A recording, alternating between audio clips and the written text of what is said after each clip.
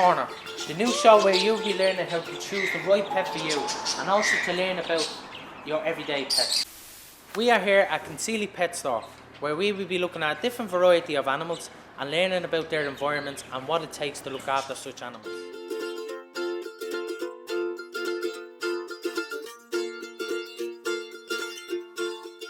This week we're going to be talking about reptiles. So we're going to head on into Dave, who specialises in reptiles, and ask him a few questions and get a bit of a talk going. So let's head on into Dave. Well, my name is David. I come from Madrid, in Spain, and I've been involved with reptiles since I was 16, or maybe younger. I don't remember properly. I've been always into animals. I specialized as a professional with reptiles and tropical fish back in the 90s, and still here I am. So Dave, Hi, Greg. How are you?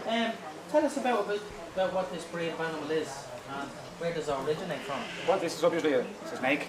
Yeah. It's a boa constrictor from Brazil. Range use all South America, but this one has been captive bred. We never take animals from the wild. We always. And obviously they're not poisonous, are they? No. Those are constrictors, so that means that they kill the prey by constricting the animal is strangling. But this one is very nice. It's very tame. If you are not a rat or a rabbit, you are fine. That's right. And what type of diet do they have? The snakes, we always take mammals, as a prey. So we use mice, and when the animals are big as this one or even bigger, we use rats and rabbits. Always we offer the prey previously killed. We never offer live animals to the snakes. We keep them frozen, we defrost them, and then to them. And what type of tanks would you have to use to look after them? And what does it take to The thing look is, after those such animals are all tropical. They come always from tropical regions in the world. So basically, what they require is a higher temperature. They need a very hot environment and sometimes a special light. So the main thing while keeping a reptile is to maintain the temperature in the proper range. That is the most important. It's sometimes even more important than actual food. And if this type of animal is like unwell, what symptoms would you look for? Usually they become very sluggish, they refuse to eat, and they don't want to move, they mainly don't want to eat or to move at all. So when that happens, it's time to check in the environment. It's time to check the temperature, the degree of humidity. Usually these kind of things are the main culprits of these problems. But if the problem remains, the only solution is to go to a specialized pet. Okay, somebody that is used to work with reptiles and with tropical animals, and he or she will sort you out the problem. And how many species of snakes would you have in the shop here alone? At the minute, usually we should have like 5 or 6 different species of snakes, ranging from the big boas and pythons up to small corn snakes like those. We breed the animals. Some of the animals are bred here at the shop. Those are the new hatchlings. So they come from eggs, obviously. Yes, I will show you the eggs now. Those are just 2 weeks old. Yeah.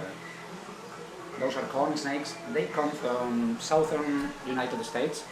So the necessities in terms of heating are not as much as the tropical animals. Yeah. That's why they are easy to breed in captivity. I will show you how we do it. If you could, yeah, that'd be great. And what would you recommend to people? What would be like the specialist diet that they want to eat? Maybe what's their main food that they love? Are we talking about this one? Yeah, the python, yeah. Rats and big fat rats. So we're gonna go see the eggs now. This is an incubator. Okay, the eggs of reptiles, they need to be incubated at a proper and steady temperature. As I said, for temperature is everything with reptiles. So we keep the eggs here. What would the temperature be? About 29-30 degrees. It depends on the species. Some animals require more temperature, others less. But this is basically what is it. We place the eggs in a very special substrate that maintains the humidity. Because the thing is, if you feel a reptile egg, you will see that it's not very soft. exactly. It's very soft and they need to be in a very humid environment. It's not like an egg of a bird. Yeah. They are very hard and they stand perfectly. Differences in humidity, but that never happens with reptiles. You know, in reptiles you need to manage both temperature and humidity for the eggs. Okay, so those, I suppose that in about 3 weeks or so they will hatch. By the way, these are not from a snake; they come from, this is a lizard, and these are bearded dragons.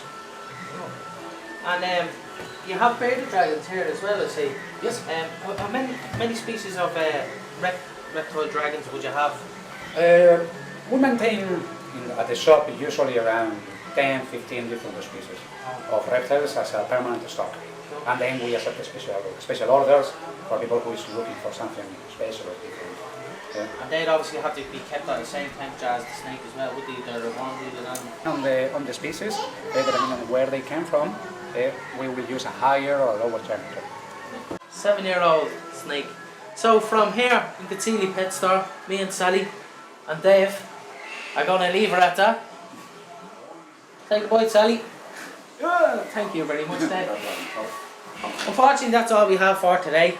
I'd like to thank Dave and all the staff here for showing us around and showing us all the reptiles and to learn about all the different types of reptiles. And again, we'll come back next week where we'll be learning about birds. Thanks again and goodbye.